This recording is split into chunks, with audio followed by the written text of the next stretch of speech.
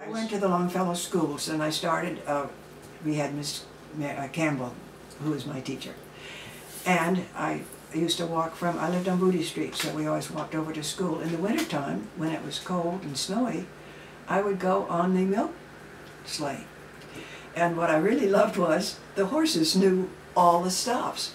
But I had to get up early for those mornings so that I could get to school because the horse took more time than I would. But he took a route which went pretty well to the Longfellow school. And that was fun. And then when we arrived at school, the little girls had to go in one line and the little boys lined up in another line to enter the school. They kept us separated as much as they could, even at that age. But I still like Barky Davis. So these things happen. And it has been great fun to see the Longfellow School still having the same little, between the trees they would take pine needles and make houses. I can't tell you what a tickle it was to see it up to this last point, the kids still doing those same things. But the exciting thing, I think, since we're talking about art, is a person named Helen Varney.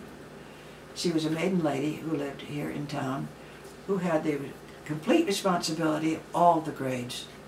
And that is quite a challenge to teach little kids who are kindergartners through high school. But what I found was that she was able to attract the excitement of all the kids that she had as students. I mean, I think that's quite an art.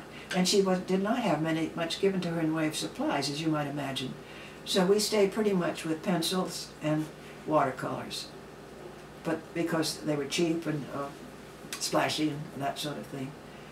But the other thing I liked about her was she didn't say, look, I'm drawing an apple, copy my apple. She tried to give us freedom to express ourselves, and to me that made all the difference in the world, because I think so many people get stymied by trying to copy, and the copy isn't like the other, so they say to heck with it. And whatever efforts we made, she would try to help us see the good parts. And she was great, but she was also... But the point is, she had a sense of humor that could match the age of the child she was working with. And by the time I got to high school, she knew I really liked art, and I felt I got a lot of tremendous help from her. And that's why I feel so strongly when I hear that people want to cut budgets, they cut it in the creative end. And I feel that if you have the creative stuff to do, you're going to learn the things that go with it. If you do music, you learn your mathematics. If you learn art, you learn a lot of other things. But you want to by that time, and I think if you cut it out, a lot of kids never have that desire to see where it ends up. So I think when you're trying to communicate something, art will do it, I think, more strongly than any well, music can do it too emotionally, but I think art can also show emotions as well as poetry. And that's why I'm so glad that this town has a lot of this activity going on. I have kids that live in New Zealand, and let me tell you, New Zealand, for a small country, has more things happening because they back all the arts to the hilt. And even though it's a small country, they've done a lot in science, and they've done a lot in art, and you've heard about the movies that have come out of it, and it's a small population. And so I feel this is the basis of our formative years, and it lasts your entire life I think if you catch it early on. So that's the way I feel about that. To have the rote kind of learning, which is everybody seems to be willing to support.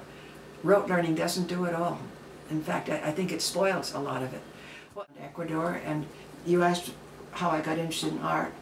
I remember being thrilled going into the churches there. They were like going to heaven. They were so ornate.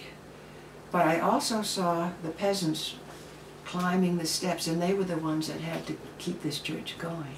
Wow. But you know, it's funny how you get impressions like that early in life, and they never leave you. And I find smells almost as strong to me as visual impressions. Did you ever find that out? I can go, because we lived in Panama, because Dad was down in Barrow, Colorado Island for a while, in Gatun Lake, and we were living in Balboa. And Mother loved going shopping in the Chinese shops, but there was a musty smell in them. And I go into a closet today, and I get this vivid splash of memory of being in the shops by that funny smell. So I think having our senses stimulated is you were asking why I like art. I think it's one way of communicating, hopefully, a little bit of what you're feeling. And I think to start with a picture, already a photograph, which many people like to do, they've lost the whole idea as far as I'm concerned.